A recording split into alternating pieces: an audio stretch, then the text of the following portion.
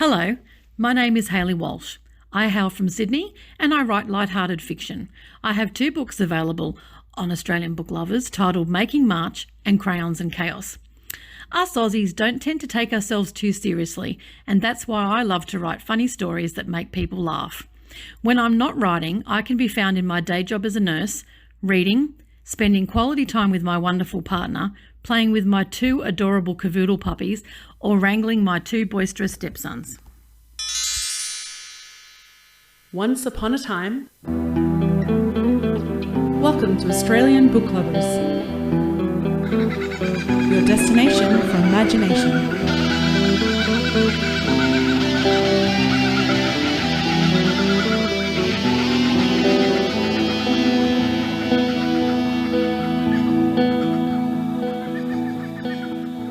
A big, warm welcome to everyone and a huge thank you for joining us for episode 4 of the Australian Book Lovers podcast.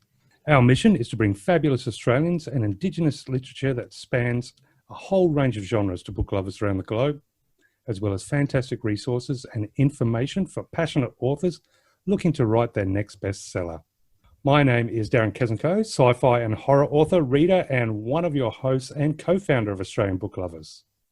And I'm Veronica Strachan, fantasy and picture book writer, reader, and your other co-founder and host, and coming to you today from Wurundjeri country in Victoria. And myself, I'm coming from Corner country here in South Australia. Unlike our last episode, not so sunny today, but still nice and warm, which is always good. Well, we've got sunshine today, so you can be jealous of me for a change. Well, jealous maybe for the next hour. You've Yes. taught me about Melbourne's changing weather. Yeah, that was a foolish thing. So here we are, Veronica, episode 4. I'm excited. It's been just so interesting chatting to all the authors. And, I love the last episode listening to, Dale and all the talk about all the range of things that she's written about, particularly Antarctica. I love that. But anyway, a new episode. Absolutely. Not just a new episode. It is a new trial for trying a little bit of established format for the podcast. We're going to try new things and see what fits and what doesn't. And obviously, if anybody has feedback out there, we would love to hear it. But we will be starting right now with one of our new features that we hope will become regular, and that is our news section. So we'll get to some news.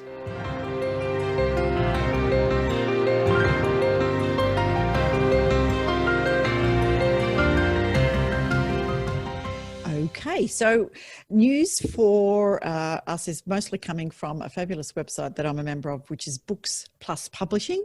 You do need a subscription to look at all of the articles, but it's well worth it. So Books and Publishing is basically inside the Australian and New Zealand book industry. So not exclusively the news that we'll bring you, and we'll try and do things that are a bit more generic rather than time dated, because of course people will be listening to the podcast, in a few months and go, damn it, I missed that. But we will give you the clues about where they are. One thing I wanted to mention, which looks fantastic, is UQP, which is the University of Queensland Press. They're looking to publish an anthology of Indigenous speculative fiction. Okay. Yeah, in collaboration with Korean and Lebanese writer Michaela Saunders. She's going to curate and edit the collection. So there's a call out on her website, and her website is Michaela Saunders, MyKaelaSaunders.com. And you can have a bit of a look, and there is a blackfella speculative fiction. So any of our listeners who meet those criteria, jump on in, because, hey, just fantastic to get more speculative fiction anthologies, let's be honest. So that was one news to share. And the other one that I thought was quite interesting was, it's not a recent one, it's an article from August 2019, but it's about judging a book by its cover. Oh, okay. This sounds interesting. Yeah. And given that we ask our authors to put their covers on show, and often readers do judge a book by its cover, I know I do. And if I see something that doesn't quite match, I think, I won't do that one. But if we can get the cover to get us in, then that's fantastic.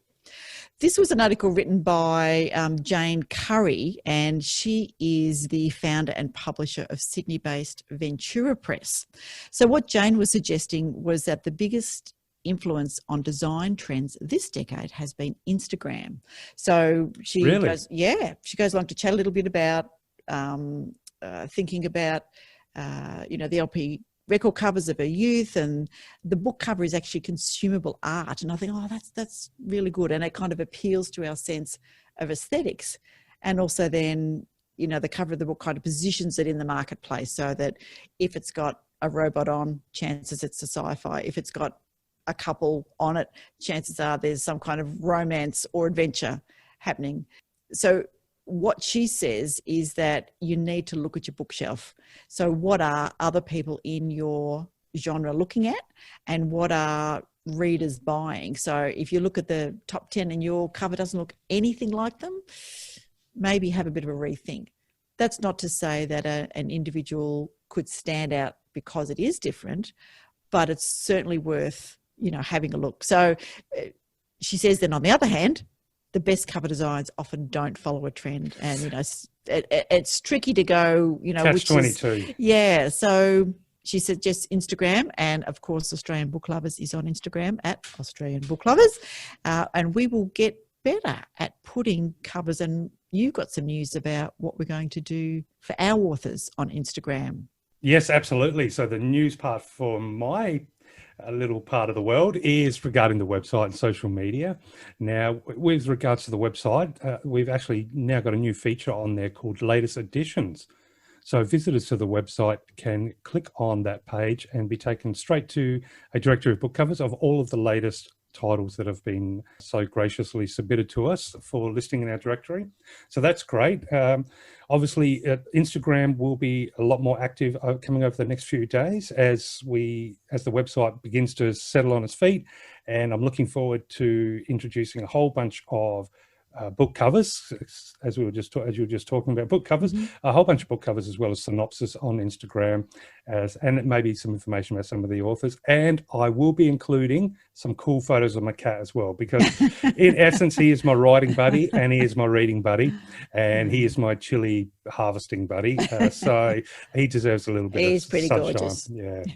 But that was interesting what you spoke about with regards to the book covers, because I know myself, look, every author approaches book covers, in their different way. Some people just, may hire someone to design it. Some people may purchase, pre-existing art concepts, etc. All valid ways to do it. Myself, with my books, I guess it's just one of those fun things that I love doing towards the end and coming up with the idea in my head. And I've been lucky enough to work with an artist who has a way of just reaching into my brain and also somehow deciphering my pen scribble that I'll take a photo of and send. He just turns it into magic. But the advice that you read out regarding having a look on the bookshelf, or perhaps looking at the top 10 in the genre, or at least top 10 that reflects some aspects of the genre you're writing, definitely did that. And for me, I think that catch-22 is exactly as you mentioned. You can follow what is, to a certain degree, look for a trend and then try to fit into that style that is obviously working, or take that risk and just do something completely different. Because it's funny, because the trend always begins with an outlier. Yes. And so it's a risk, absolutely, but to put yourself in a position where you may start a trend, or at least, divert eyes from people that might be, flooded with a certain style, it can be to your advantage, and obviously it can be to a disadvantage too. So it's definitely a personal choice. But for me, as far as personal choice, I love that part. I think, the old addict that you can't judge a book by its cover. I understand. I mean, obviously it's a cliche that we've grown up with since we could, walk and talk. But of course, a cover means so much. It's a download of information. It's a promise. This is the promise I'm giving you. This is the emotions that I'm hoping to help you to experience. And here's Bobby now to say hello. Yep. So sorry, dear listeners. I let my cat out for a walk and he refuses to go out by himself, so he's back. But no, so for me, that's, I think the cover is, and it's the cover isn't the deal breaker, but the cover, if I'm in a bookstore, will help me pick it off the shelf and read the back, or flick through the pages and check out the style. Yeah. So essentially, it's definitely so important. And speaking of art, I am hoping that particular artist, Steve Levin, Yep. will be a part of an interview soon, because Very good. he's done a lot of book covers. He's also Yep. done record covers or LP covers, and he's also had art displayed. I think all across Australia. He does all styles. He creates artwork for governments and for education departments. And he's a fascinating artist who lives and breathes every aspect of creative design and stuff like that. So that'd be interesting. But yes, book covers.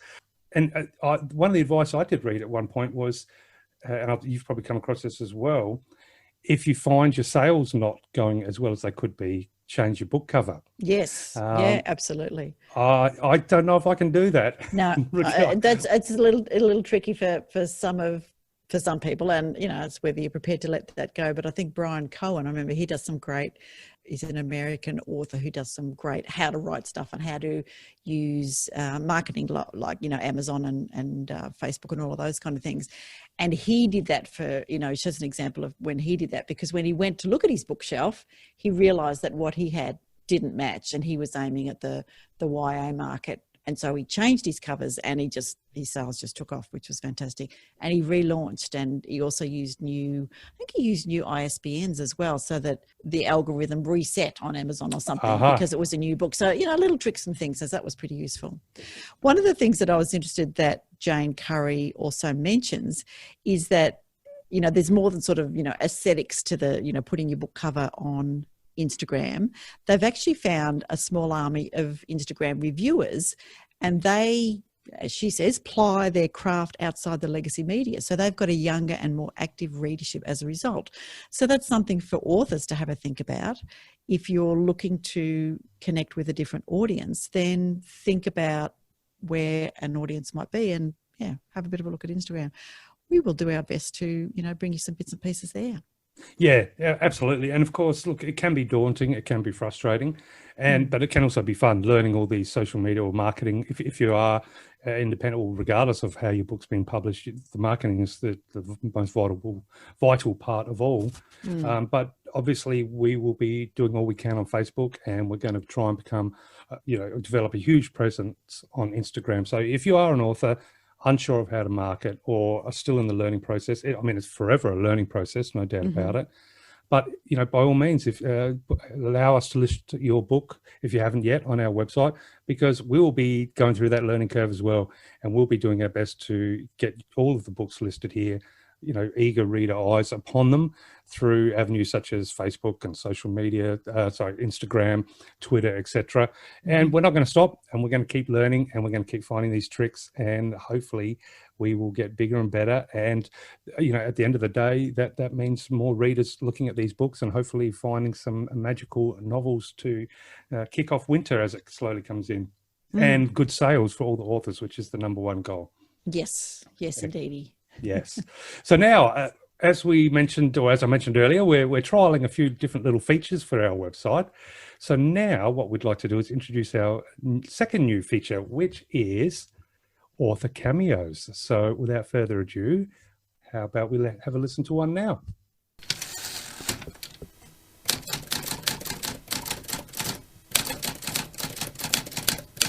Hi book lovers, I'm Maria P Frino, a Sydney-based author. My debut novel, The Decision They Made, is on the Australian Book Lovers website. I've made a career of using words to communicate, writing press releases, ads and newsletters for products from food to jewellery, fashion and interiors, as well as garden and building products. It's all been part of my writing career. Now, as well as working as a web content manager, I write fiction short stories and novels, namely family sagas, contemporary fiction and science fiction. There will be 2 more books published this year. One is a contemporary fiction and the other a science fiction trilogy. Look out for them on the ABL website.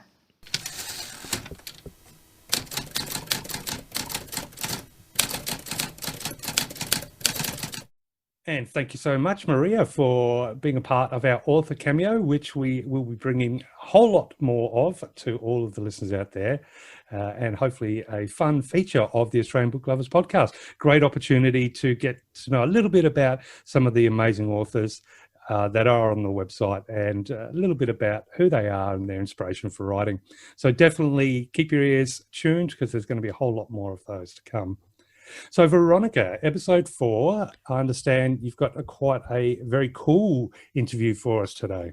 Absolutely. So this was a really fun interview. So this is Kevin Kline, and Kevin has a great website. It's a little fantasy, a little sci-fi, a little love. So he's got a number of books on the website, and I'll let him talk about what they are and all those kind of things.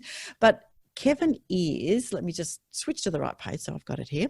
Kevin lives with his husband Warren in their humble apartment, which they call Sabrina, in Australia's own Emerald City, which is, of course, up in Sydney. So his tales explore unrequited love in the theatre district of the afterlife, romance between a dreamer and a realist, and a dystopian city that's addicted to social media. So a real mix. But definitely. Yeah. Mixed bag of lollies for sure. Good lollies. Good lollies, yes. But you know, love is a fairly strong influence in a number of his stories. So it was interesting to think about fantasy and love and, you know, sci-fi and love and those kind of things, because there are some people who are more purists in terms of what they read in their genres. But what are your thoughts about having romance in, you know, say fantasy and sci-fi, or horror for that matter?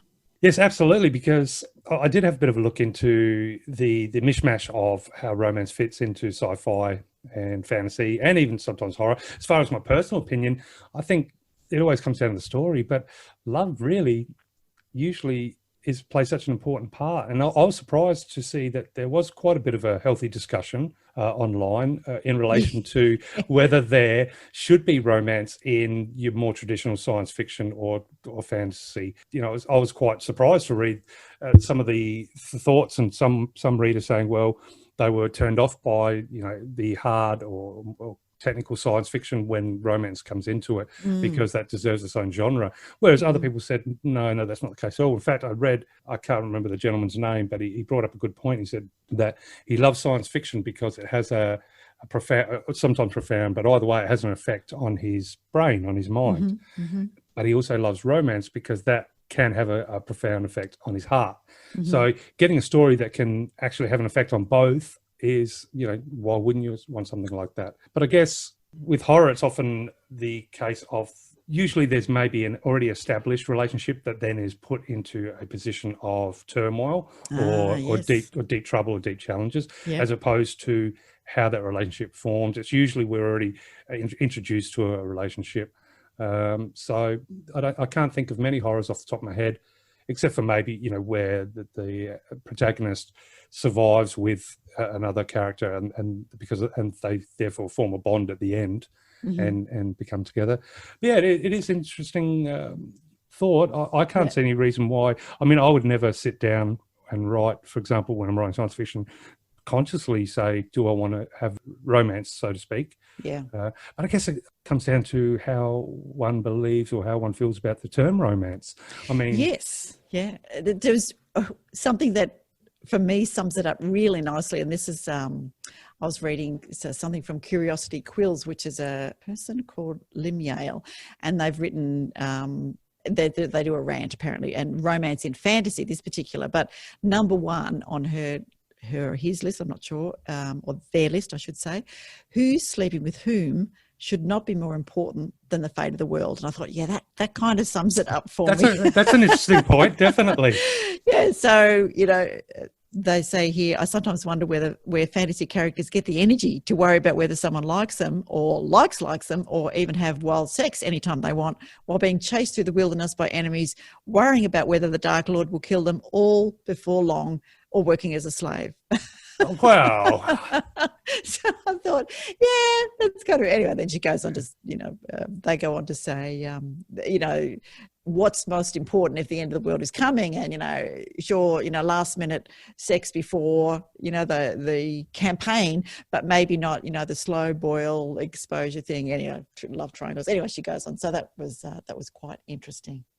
Yeah, and again, that seems to be one viewpoint on what romance is, and definitely, I think, you know, if I'm reading a horror or a sci-fi or a fantasy, then and romance is in there, that's not going to be a problem at all. But I guess I can understand the point where if the focus of, you know, what becomes important in the story is shifts from perhaps, you know, the overarching plot and instead focuses on the two characters. So because if it's essentially a story about two characters coming together in a romantic situation, then whatever's happening to the world around them becomes a backdrop as opposed to a feature of the story. So for me, that would then turn that into pure romance. Does that make sense? Whereas integrating romance in a story without taking away the importance of whatever the plot is for that particular novel or genre, I think it's a vital part. Love is really such a driver of so many abilities to go through so many horrible things or take on challenges or, you know, to slay I mean, don't people slay dragons to win hearts? And well, yes. So love is such a powerful motivator in every genre, I think. So, but science fiction and fantasy, I think, needs romance. Romance is what it's all about, as far as, you know, what's driving all characters. Not all the time, but it's nothing to be, you know, get the red pen about and say, well, no, this is turning into a romance. So it is a tricky one. It is, yeah. I tend to like stories that have a more of a social aspect to them, and whether that social includes a romance or whether it's just a relationship between a group or, you know, 2 or 3 people. I like stories that have people in them. So whether the world is set on a rocket, whether it's a dystopian, you know, Melbourne, whether it's like a fantasy, Middle European, as many of them are, what I like about that is how they interact with each other and their world. So for me, it's always all about the people. And if romance is there and it's done well, yep, that's fine. But I do like that quote, and from this blogger, which a female, I've just checked, I beg your pardon if not doing that properly, but yeah, I do like their thought that if it's not the end of the world, what do you do? What do you do? Who's sleeping with whom should not be more important than the fate of the world. I think I'm going to, you know, remember that one. Yeah, absolutely. The other things should be more important, but it is interesting when, like you said, when the fact that you enjoy, you know, the interaction of characters, the social element set on whatever the you know, setting might be. And I think romance, it doesn't have to be a feature, but when it is used, like, for example, you may have a protagonist who's, you know, so if I'm writing for myself and I'm writing about a gentleman who's rough and tumbled and goes through all these, you know, different events and adventures and whatnot, but there's a side of a character that perhaps you can't tell without bringing in romance. Not to say you have to, but like even in real life, I think there's those elements of our deep personal dimensions is something that we slowly learn to share with someone when we become intimate and become, you know, romantic. And, you know, we share things that we wouldn't share with other people, which is just the way it is. Yeah. So I think when writing, you don't have to, but if by chance, because for me, the characters usually end up doing what they want to do and I'm just, you know, I'm just the fingers on the keyboard. But if romance does come about, I think it's a great opportunity to introduce different and deeper aspects of each character, which can really enhance, you know, all the action that might be coming, or the dramas, the trials, the tribulations, even the end of the world. Adds layers. And slayers, yes. Yeah. Very interesting. Not slayers, but adds layers. Sorry, that was my my diction there. Oh, I straight away thought of Slayers, like Dragon Slayers and Monster Slayers, and I thought about the band Slayer as well. So. There you go. But no, adds layers. I will be better at my diction.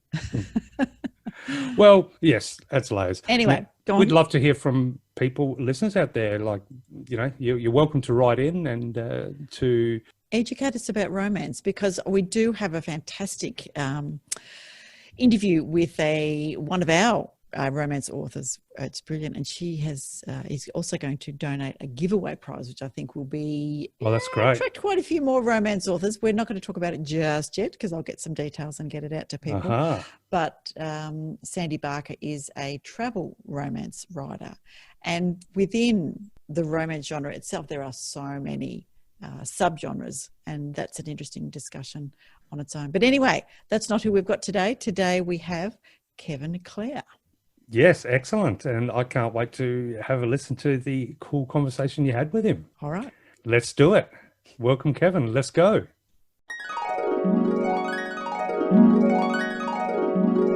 And I'm absolutely delighted to have with us Kevin Kline. And Kevin has 4 books on the Australian Book Lovers website. And I don't think we're talking about any particular book, but perhaps all of them. Hello, Kevin.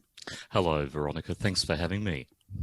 No worries. Now, Kevin, I love your website, which says a little fantasy, a little sci-fi, a little love. What a great combination of genres.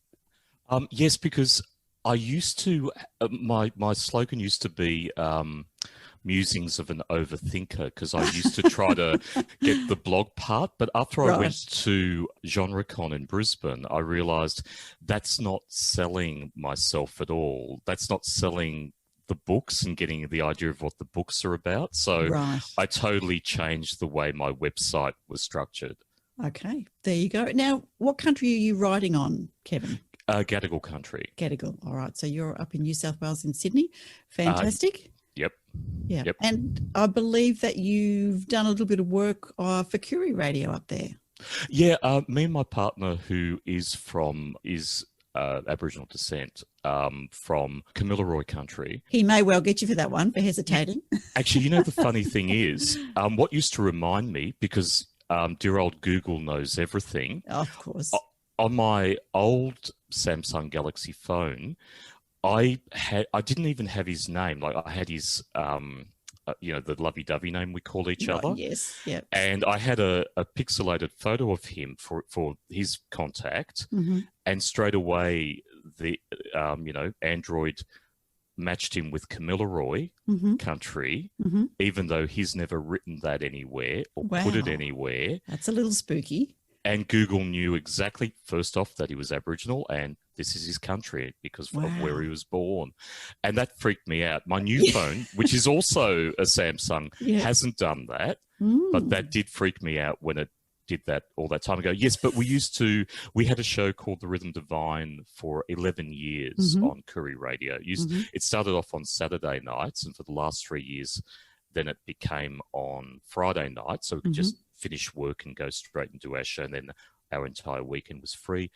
And it was all about just exploring music, different genres of music, and bringing different genres of music to our audience. Fantastic. And speaking of audiences, tell me a little bit about your particular audience. You know, with sci-fi, fantasy, and romance, who do you write for? I've learnt that most of my readers are older women or older gay men, but a good friend of mine who has done a bit of freelance work with an office that is full of millennials tells me they like my books as well. There's one particular one he introduced them to, and he found that they were repeating some of the comedy lines to each other. But he also told me that some of the millennials, they have no idea what they're reading because of short attention span. They just, but they just love the comedy lines in them. So I've learnt to focus on an older age bracket. Right. But my friend is saying, maybe not necessarily so. Yeah. So is there hope for one of your books to be, mini-series? Do we see it on Netflix anytime soon?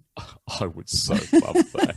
I would so love that. I'd love Drama Queens with Love Scenes to be a series, but my friend who works with millennials, because he introduced them to Winter Masquerade, I could see that as a movie because it's only novella. It'd be so nice. I think we'd all love a deal with Netflix. Let's face it. That's right. Yeah. Very good. And they are doing some great work, particularly in the sci-fi and fantasy area, which a lot of people are a bit sort of leery of, given how much it took to do the Lord of the Rings trilogy. But anyway, we digress. So tell us a little bit about, the best response you've had. You've said you've got millennials reading them, you've got older women reading, you've got gay men reading them. So what's the best response that you've ever seen? The good thing is I've had a lot of good reviews for my work. The only work that I've had totally mixed reviews, as in there's no middle ground, it's either love and hate, is when I tried to write a romance, Nate and the New Yorker and Nate's Last Tango. When that came out, it divided audiences because it's actually more a story about grief than it is about romance. So some people adored it and what it was saying about someone grieving over a past relationship when they're thrown into a new one and they're not quite ready yet. This guy is lovely and seems perfect, but Nathan's not ready to commit. So of course the true romance lovers totally slagged it off. There's a wonderful review of someone who doesn't like the book at all, but her review is filled with real wit. Right. And I often share it with people. You know, she talks about, you know, not only do we have to suspend our disbelief, you know, to a point where it's unbelievable, you know, but I can't remember what she's wrote. I'd have to look it up quickly. But she's my favorite. She's my favorite bad review I ever got. So, Kevin, what about some good reviews? Tell us about when you've had a good review of your work. I've had some beautiful reviews generally for a lot of my work. But when Drama Queens with Love Scenes came out, my first book, because I've got 7 out there at the moment and there's an 8th one that's just been signed up. Fantastic. Everyone fell in love with a secondary character named Guy, who's the insecure angel in it. And this threw me because I was already writing the sequel to it and I didn't include him in the sequel. Oh, no. And all of a sudden, everyone's saying, like reviewers and readers are putting in, I've put my own request in for my own guardian angel and I want him to be Guy. and another person wrote, he's the emotional linchpin of the book. You know, dear. so everyone was talking about him. So I had to really rethink and rewrite the sequel to include him. Right. You know, so he's definitely there in all 3 of the Actors and Angels series. Beautiful. So tell me, as a writer then, are you a plotter or a pantser? I started off plotting early on because the sequel to Drama Queens with Love Scenes is one called Drama Queens and Adult Themes, which is a bit of a play on, Veronica, our age group, when you used to watch TV and they'd say, and this program includes adult themes. Yes. The title is lost to Americans. They don't quite understand why I called it that, but that's why. Yeah. That book, because not everyone knows the full story, because part of it's set in the afterlife, part of it is my characters from the first novel reincarnated and living in Sydney. So I had to write it from 4 different points of view. So I had to carefully plot in a way that each of the storytellers would continue the story. They wouldn't retell another part so that's when I became a plotter. When I wrote Social Media Central, because it was the first time I ever wrote dystopian, I kept second guessing myself. Right. And as I was writing it, I kept rewriting and moving away from my outline. And even there was a secondary character in it who decided she needed more of a starring role. So that helped panster it a bit because it meant that she became the girlfriend of one of my other characters. And so what I had planned for that other character being single went out the window. And now I kind of do half plot, half panster. For the sequel, which is still a work in progress, to Social Media Central, which is called Virtual Insanity, I have stuck to the outline, but there's another project I'm working on at the moment, which is a contemporary piece set in the rave party culture days of the 90s in Sydney, which I'm finding I'm panstering a little bit because I think, Veronica, we all know that once we've got a few books under our belt, we kind of know what our readers expect. Yes. And sometimes, even though in the outline you've written that you're going to move to this other character in the secondary storyline, instinctively you know, if I leave this main storyline at the moment and move to another character, the reader won't like it. They'll get Yes. frustrated. Mm. And you kind of know that. So this is why I've become partly, I do definitely outline. Sometimes I'll outline a second draft before I go back to the book. And even with one of my works in progress at the moment, the one is set in the 90s, I'm already writing notes for the second draft. Right. You know, what I need to expand on, what, Yeah. you know, even before I've even read it and see if it's any good. So, yeah, I'm a hybrid, but I've learnt to be a hybrid just through, you know, author instinct. Sounds good. And I love the name of that sequel. Very nice. So tell me, are there any secrets hidden in your writing? You sound like the characters are telling you what to do and they're coming, you know, merging from one book to the other. So what secrets have you got in your writing? Except for Social Media Central, which is totally in a different, you know, it's set in 2064. It's in a different place, different time. There are crossroads with my other books. The Actors and Angels series, because like Drama Queens with Love Scenes is set in the theatre district of the afterlife, and the two main characters in the first chapter, they're dead, but they don't remember how they died. And the second book, like I said, takes place both on Earth and in the afterlife. And the third book, Drama Queens and Devilish Schemes, takes place in the afterlife. With Nate and the New Yorker, I'm giving a spoiler away, but the reason Nate is If anybody grieving, doesn't want to hear this, please just turn it off and fast forward for a couple of minutes. Go ahead.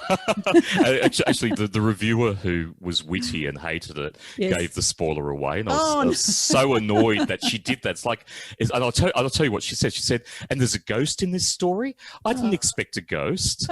So basically, Nate is grieving because his soulmate actually died early. And this is why he's not ready for the perfect relationship. But I've been able to tie in different scenes from different point of views. For example, in it's definitely in. Oh, now I'm not sure which book it's in.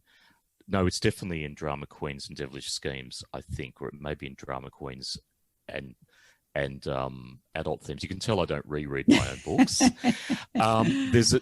There's a fantasy scene where Guy the Angel and the main character Adam are suddenly in Buenos Aires, in this mystical version of Buenos Aires. The Pink Palace is there, and there's all these tango dancers. In the last scene of Nate's last tango, where Nate is in Buenos Aires, he does see a fantasy version of his former lover dancing, and his former dead lover is blonde. He has this blonde curl over his forehead, and that's referenced in the fantasy scene in that Actors and Angels scene where they're suddenly in Buenos Aires. So I do have little, like, I don't know, hidden Easter eggs or whatever you call them, where they do, and the one that's been signed that's called The Midnight Man actually has the characters from Nate and the New Yorker, but not with his New Yorker boyfriend Cameron, actually with his actual boyfriend, with his soulmate back in those days. So right. I do. Sounds like a whole family tree, and yeah. How do you keep track of them? It's hard because, like I said, I never reread my own books. I find it hard to do because whatever I've dealt with in life, writing that book, it's gone. I don't need to revisit it. For example, in Drama Queens with Love Scenes, there's aspects of a time when I was bullied at work in there, but it's done in a different setting, obviously not in a work setting. So now that I've written it, I don't need to revisit it. In Winter Masquerade, that's actually about a time in my life when I was in an abusive relationship. And the main character is in denial that he's in an abusive relationship, and he suddenly finds himself in this fantasy Alice in Wonderland through the looking glass type of world, escaping for a while and slowly coming to terms with it. Again, that's something I don't need to reread. I put it out there in a book. I don't need to, rediscover it. Yeah, and look, writing is therapy. What a brilliant thing. Now, you've just mentioned a contract. So are your books self-published, traditionally published. Tell us where you're No, at with that. I'm with a small publisher called Nine Star Press. Mm-hmm. It's actually the third publisher I've been with, because the first publisher had this habit of not doing their royalties, Mm-hmm. and all of us learnt. We slowly learnt that if we started complaining about it, they'd drop our contract. The second publisher I was with, Wild City Press, went under. Mm-hmm. But fortunately, the editor I worked with at Wild City Press brought me over to Nine Star Press. Mm-hmm.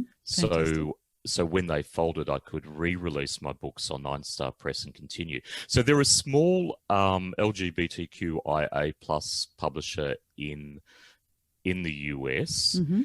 They were trying to do more literary stuff to begin with, but then the market, they kept asking more for fantasy and science fiction, which is fine, but they still are trying to put the contemporary stuff out there because they do want to get those awards and that recognition. Yeah.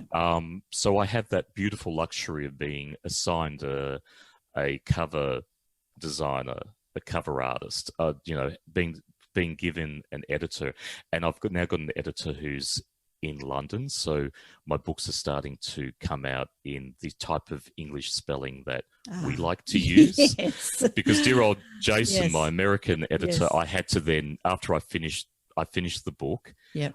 I'd do another, copy and paste, change it to American spelling, let it do a spell check, change everything for him. So a lot of my books are in American spelling, but I can now do them in Australian spelling. And yeah, of course, I've got the luxury of then copy editing and line editing. Fantastic. So know. important in putting a good product out. Exactly. Yeah. So let's go back to before the writing, and you've said, you're a little bit of a pantser and plotter somewhere in between there. So tell me about research in your writing. The only one I'm really researching, I've had to research, is the book I'm writing at the moment, set back in the 90s. Right. Now the thing is, I wanted to write this book because my partner and I, or my now husband Warren, we've been together for 30 years. So we started out as late 20-somethings and 30-somethings in the 90s, doing all those dance parties and Mardi Gras and sleaze and rap parties and all the other toy box and all that were around back in the 90s. So that was our courting days, basically, dancing the night away. And I wanted to do one set in the 90s, but also because the 90s, before 9/11, it was the last time that the world seemed to make sense. Right. Yeah. And, we all could find a job that paid well enough for us to do brunch on Sundays or Saturdays, call our friends, do picnics, actually not have mobile phones with us, organise our whole social engagements by the landline at home and the answering machine, coming home and getting an invitation on the answering machine, calling back and confirming if you're confirming on their answering machine, and that life that we all had that was social, and I want to celebrate that, and especially celebrating it with friends that are often going out because they could afford to go out. Yeah.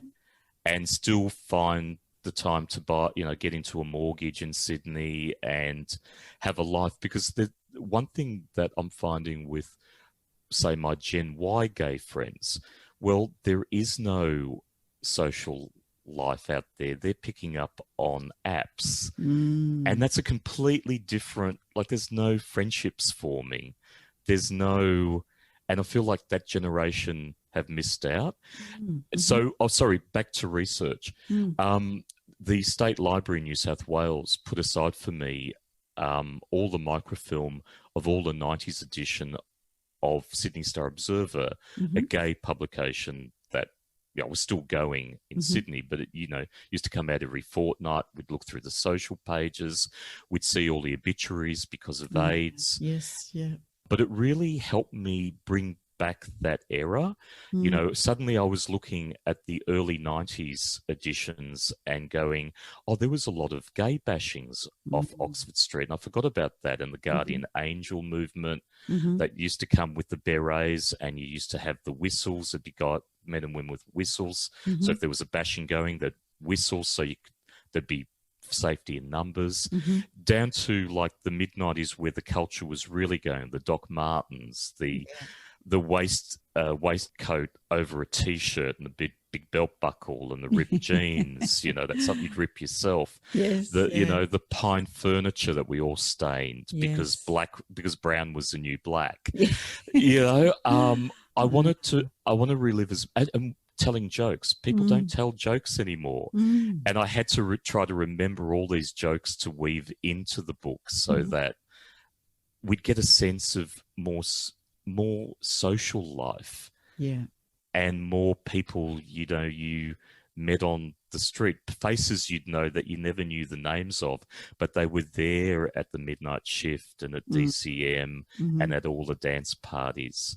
Yeah. So it was great having this research and also seeing gay culture move into a place where these gay publications were being read by more people. So they were doing reviews on all the mainstream theatre and art and movies and television, not just in the early 90s on any bit of gay culture that existed somewhere on television or whatever, or a storyline on GP or whatever.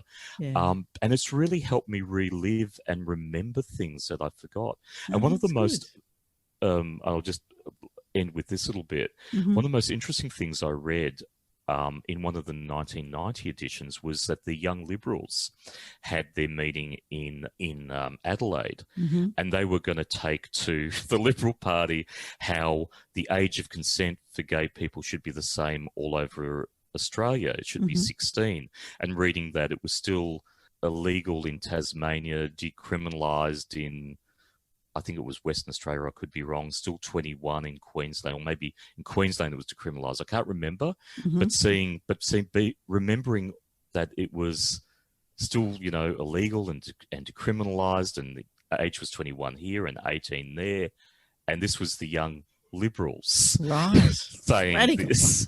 You know, it's like the Young Liberals today aren't that breed, you know. No, interesting. Yeah. Oh, fantastic. Okay. Embedding is so important. You know, I think as a child of the 60s, there's so much that we have forgotten. Even just you mentioning those bits and pieces, I think, oh, yes. Landlines, etc. Kevin, you are also a great supporter of the writing community on Twitter, and yourself and Rebecca Langham are responsible for AusRights. So tell us a little bit about what happens with AusRights, which is a hashtag AusRights on Twitter. Yes, Rebecca Langham started it a while back, and it was a time, she's with the same American publisher as me, and both of us, our social media was so caught up with Americans and such that we weren't acting locally. And the real thing, unless you find your tribe locally, it's almost impossible when you live in a totally different time zone to reach out to an American audience, a European audience, a UK audience. So she was smart enough to get us to create AusRights on Twitter to help us connect with Australians. When COVID hit, because she's a school teacher, she was suddenly creating Zoom classes and didn't have time for AusRights. So I took over. I said, do you want me to create one of the prompts for a month? And basically what AusRights is, once a month, you get a whole month of prompts every second day. And they can be everything from, you know, are you a plotter or a pantster? Tell us about your latest whip. Or show us a picture of your favourite room, or tell us about your favourite old toy. So I took it over 1 month because I knew she didn't have time to do it. And since then, we both share the load back and forth, creating the prompts. I do the extra thing of publishing the prompts on the day they're meant to come out, mainly because I don't want all the prompts to be my pinned tweet because I do book trailers with actual actors, so I need my I need my pinned tweet to be the latest book trailer, with an actor telling you about his character. Yes. So there's different prompts. So come along and look for hashtag AUSWRITES and come and join the fun with Ozrights. Fantastic. And I am there too. And I think it's such a great mix of nostalgia and story writing and lots of Aussie icons are discussed. And as you say, some personal stuff to get to know the Ozrights community a little more. So it's great. And out of it has, the Australian Book Lovers Absolutely. Website has come out of it. Nothing to do with Rebecca or Wright. No, but it was such an inspiration. That's it. It was like, okay, this is where the writers are. Where are the books? Yes. And it was so hard to find. But so we thought, you know what? Let's do it. And doing this podcast and doing the as podcast. well. Yeah, good on you guys. Yeah, so what from one little seed, which is fantastic. So, yes, we definitely appreciative of Rebecca's idea. Yeah. So where else can people find you online? I'm very active on Twitter. I also have an Instagram account because work I freelance for that I used to work at all day once upon a time. Yep. I was surrounded by millennials and Gen Y, so they got me onto Instagram. Right. And of course Facebook, but as a lot of us authors know, even having a dedicated page on Facebook doesn't reach people the way it used to in years past. So I just have I keep my Facebook author page open, which is not under my own name, which is under the original name of Drama Queens with Love Scenes. But I keep it open because people still find it and start following, even though I know it doesn't reach people. But I'm most active on Twitter, and I do play with my audiences differently across the three platforms because I know they're three different audiences. But also I have a newsletter. So, sign up for the newsletter. I always start my newsletter telling you what's going on in my life.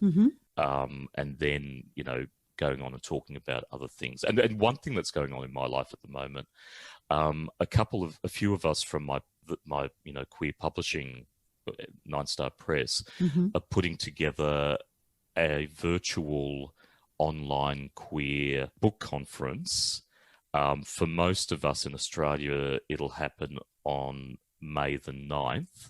It's a one-day thing, but for people in different time zones, it's mostly May 8. It'll start at like some ungodly hour on May 9 for us. But we're trying to get some Australian queer writers on board to be part of the time zone that suits me and Gillian in New Zealand, who are part of this group. So excellent. So keep an eye out for Icarus, ICARUS. Book conference that'll be heading off in May. Fantastic. All right. Unfortunately, that's all we've got time for today. So thank you to everybody for listening to Australian Book Lovers. And in particular, we hope you enjoyed hearing a little bit more about Kevin Kline and his fantastic works of science fiction, fantasy, romance, and many other things in the writing community that he does.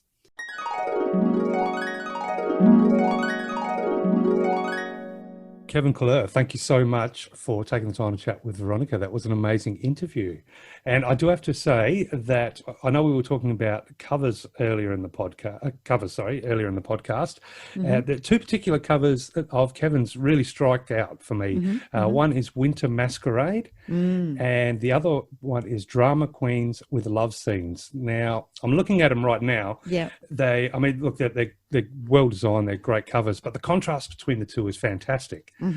Two very unique styles, and yet somehow still captures, I guess it's the font that sort of brings them together, but two very vividly different color schemes and moods. The Drama Queen with Love Scenes is a really beautiful cover, actually. I really like it. So, yeah, very, very nice work. Yes, and he has got more on the way. He's just signed a contract with 9 Star Press for the Midnight Man, and that features a cast of Nate and Cameron books as sort of secondary characters. Nine Star Press is a boutique publisher of quality LGBTQA, romance, erotica, and literary fiction. So I've seen a little bit about them around and about, and they have an interest in showcasing literary works about characters that are less represented in fiction. So ace, arrow, trans, non-binary, gender field, bi, pan, etc. And genre-bending fictions, fusion fiction, and stories that don't quite fit into a particular category.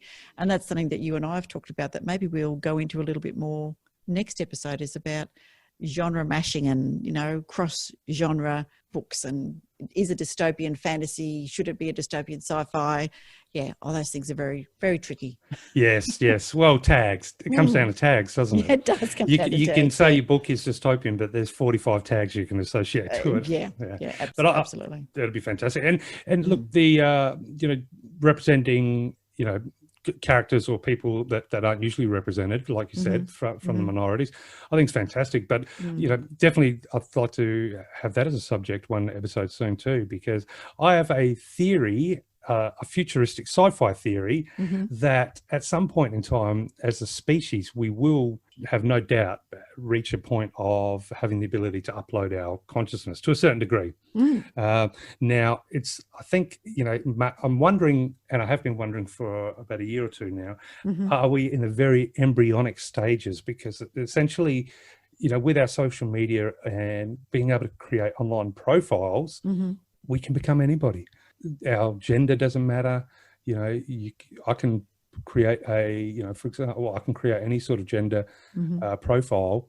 And, so can you imagine the leapfrog if you added 500 years, for example, and if you could upload yourself into a conscious, like your conscious into then you could be whatever you wanted to be. And, in theory, sex may not be important. It may still be, but the main thing is you'll have the choice of who you are, as opposed to, feeling, I know it's difficult for a lot of people out there that may not feel comfortable in their own skin for whatever reason. So it's interesting thought of what will happen in the far future, but it does make me wonder, are we in the embryonic stages? I think we're getting closer, because they say science fiction is often or speculative fiction is often the precursor for ideas. And it reminded me of the Altered Carbon, the series I've heard of it. one of the Watched it, yes. really good. And so people get uploaded into a little disc, and if your sleeve, which is your body, doesn't work, they just pop you into another one. So there you go. I've read lots of these, and we could talk forever. Yes, so that's definitely going to be a subject. Yeah, what about another author cameo? Have you got somebody else for us? Yeah, absolutely. Well, look, we have a whole heap more of content still to come. So for our wonderful listeners out there, stay tuned, because we're about to have another author cameo. We are going to have a reading from Kevin Kline from his novel Nate and the New Yorker. And we're also going to have some book reviews. So still a lot to come. Before we do let you go, I did want to take this opportunity, because our discussions earlier, Veronica, about romance and science fiction and whatnot. So, and I think romance comes in so many different shapes and sizes. And I thought, well, I might take this opportunity, and a very quick little story. And this is where I think romance can meet a little bit of science fiction, and maybe and then we can try our tail end. But so one of the first times I was allowed when I was a kid to actually go to a shopping centre by myself. So I can't remember, maybe 9, 10 back then. Maybe a bit earlier. It was a big adventure, but of course, where did I go? Straight to a bookshop, and it was heaven. and look, I was young, obviously, but I remember opening book, and for the life of me, I can never remember what book it was. But in the book, they actually opened it with a quote, and the quote in its, although I never remembered it precisely, it stuck with me forever. And I did find it today, looking on, so Google can be your friend, absolutely. And look, it can mean a lot for everybody, but different things for everybody, depending which way you want to look at it. But as far as from a romantic perspective, I think there can be romance when you're a kid, discovering literature and then developing your concept of the world. So I'll read you the quote, and then we'll try our tale. And it'd be interesting to hear your real quick thoughts about the quote. So the quote is, "If the stars should appear one night in 1,000 years, how would men believe and adore and preserve for many generations the remembrance of the city of God which had been shown? But every night come out these enjoys of beauty and light the universe with their admonishing smile. Now, that's a quote by Ralph Waldo Emerson, and I understand it's from Nature and Selected Essays. But what struck me, or almost shook me back then, was, yeah, wow, what if the night sky was dark every night, and then one night you could see all the stars? So you've just described Isaac Asimov's book or story called Nightfall. Then perhaps maybe that's the book I picked off the shelf. Yeah, it could have been. That was amazing. I remember reading that as a young thing, much younger than you, but that's okay. And it was exactly that. So the stars only came out once in 1,000 years because they had, I think, 2 or 3 moons. I can't remember exactly, but there was always a moon in the sky and they never saw the darkness. And the trouble was that the world pretty much went mad every 1,000 years, that people's mind just couldn't cope with it. So, wow. Okay, I have to read that book. I can't believe I didn't. I've read so much Isaac. I can't believe I didn't read that book. Yeah, there you go. I'm starting to believe now that I might have had it in my hands, though, as a little kid with my first adventure to the shopping centre.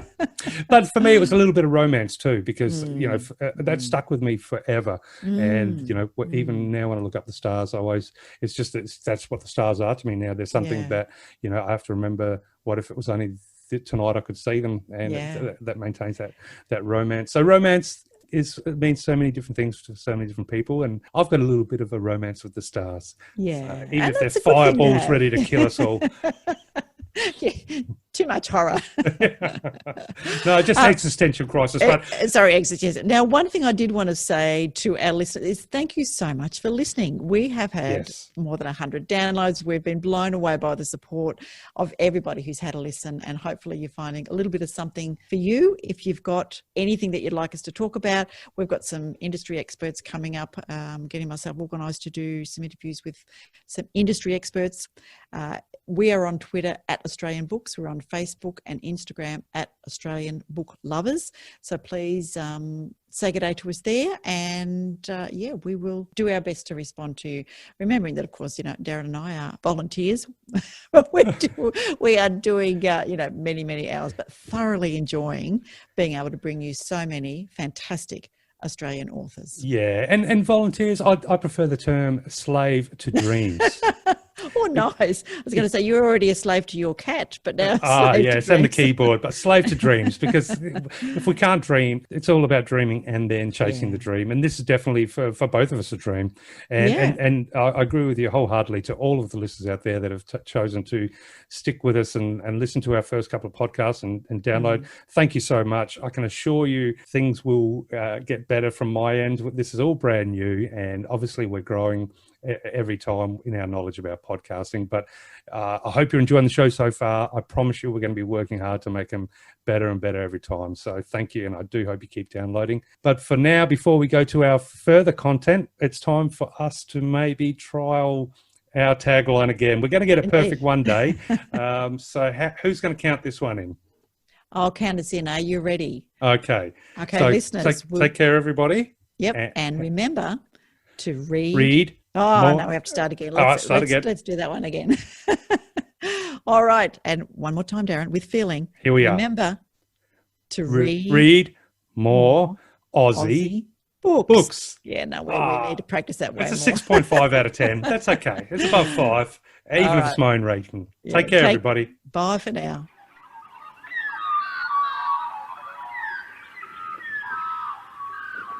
Hi, I'm Kevin Kline, and I'm going to read an excerpt from my romance novella, Nate and the New Yorker. In this excerpt, you'll meet Roger, who is Cameron's butler, and he's dressed as his alter ego, Rowena. He's a cross-dressing butler. And you'll also meet Cameron's lesbian aunt, Aunt Beverly. And both of them have jetted to Sydney to see why Nathan has come back home and left Cameron behind in New York. Roger was in Rowena mode with a tatty blonde wig and a bridal dress. Aunt Beverly was also in white, but her outfit consisted of a jumpsuit and blue suede shoes, and both had bags under their eyes the size of luggage. "This is how you travel?" I asked. "I wanted to parade my outfit for you Australians," Rowena replied, rotating a hand above her head as she said this. "I take it you're Dolly Parton." "No, dear Nathan. I'm Priscilla Presley." "When was Priscilla blonde?" "Sweetheart, all gals go blonde once in their lives." "Huh?" Aunt Beverly took my hand and lowered her face to meet mine. Autistic for Elvis, she said. What? It's a charity we ran out of to jump on a plane to see you. You didn't think to go home and change first? We couldn't, Rowena replied. Cameron rang us in drunken tears, which is how we got your number. I was wondering about that. Remember this, Nate. Whenever he's drunk, you can ask Cam anything without him remembering the next day. She winked like a mistress who knew all the tricks. So you left the fundraiser and boarded a plane to see me? Of course. We had to visit the root of Cam's problem. Thanks. Were you both drunk when you made that decision? Yes, but an 18-hour flight sobers you up no matter how much gin you drink. I gazed at the dynamic duo with their oversized cocktails.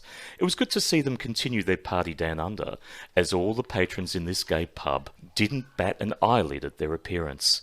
The music pulsated and Rowena's oversized ass swung back and forth like an out-of-control wrecking ball. No time for that, love, Beverly insisted. We have to talk sense into Nathan. A mustached man grabbed a chunk of Rowena's swaying behind, and she purred. But Aunt Bev gave a look that could curdle milk, and her admirer slipped away quietly. Okay, what do you need to say to me? I asked. Why do you think we need to do all the talking? Bev replied.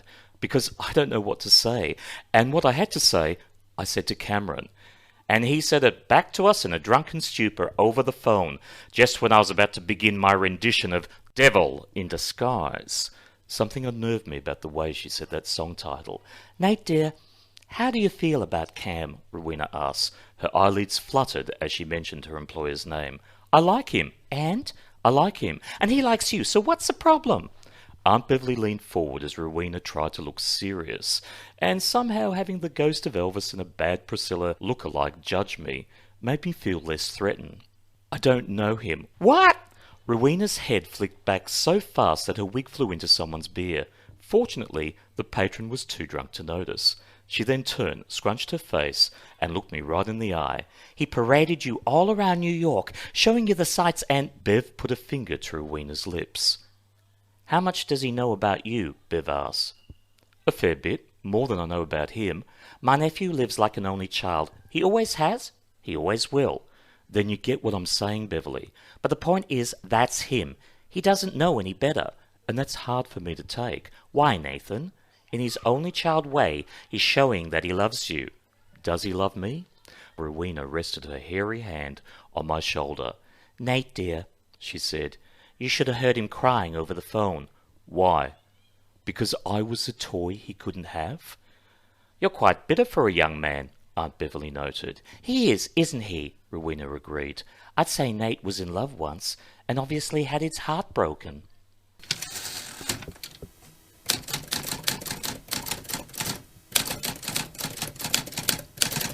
Hi there, this is Laurie Bell.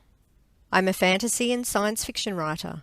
I'm also a blogger, reviewer, flash fiction writer, narrator, and the author of the Stones of Power series, starting with the Butterfly Stone. It's a magical YA fantasy about a young mage-kind girl who desperately wants to help her detective uncle on his next case. A mysterious woman wants her missing necklace found, which launches a wild and dangerous adventure. But beware, don't let the shadow touch you. You can find out more about me at australianbooklovers.com under fantasy. Bring ice cream.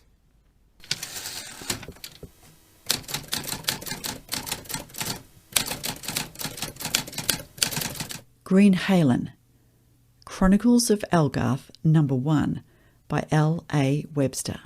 Who wouldn't want to be swept away from their safe little life to an enchanted world full of magic?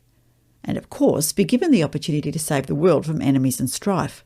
If your answer is count me in, then Greenhaelan is for you. Debut author L.A. Webster has woven a classic portal fantasy in the Tales of Algarth Book 1 that works on so many levels. The storytelling style is unique and has a lyrical rhythm and cadence. The reader follows an eclectic cast as they take on friends, enemies, and government agents in their attempt to right wrongs and heal their dying land. I liked Sarah Martin, the disgruntled gardener tossed into another world. Her thoughts and actions were beautifully written, and her arc from frightened and emotion-shy to stepping up to the challenges of friendship, independence and leadership were lovely to read, including some of the vacillating back and forth about decisions. Would could she? Things were grey and more real for that. I enjoyed the angst of this mature woman still struggling with the scars of her youth and trying to control her world. Her way is not all smooth, but as well as Sarah's leaps of faith and perseverance, there are a good crew of accompanying characters. I'm hoping to learn more about them in forthcoming books as, for some, their page time was a little slim for me and they didn't leap into my mind fully formed like Sarah. The portal transition from Sydney to the mystical island of Algarth is really well done. Webster's world building has a deft touch that ensures the focus remains on the characters as they drive the story forward, but gives us enough to bring a strong sense of the beauty and heartbreak of troubled Algarth. I also enjoyed the Cli-Fi thread with the overlay of our own climate challenges, which seeds some important messages for our future and those who wield the power to aid or stop action on climate change. Great conflict, characters and Cli-Fi. I'm looking forward to the next instalment. Let's meet again, where magic happens.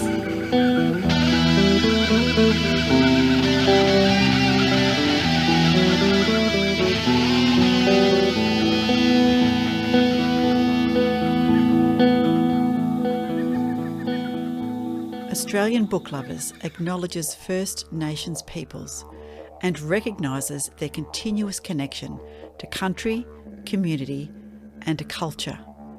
We pay our respects to elders past, present and emerging, and honour the sharing of traditional stories passed down through generations. We're committed to a safe and inclusive welcome for authors and readers of all cultures and backgrounds, including people of LGBTQIA+ communities and their families.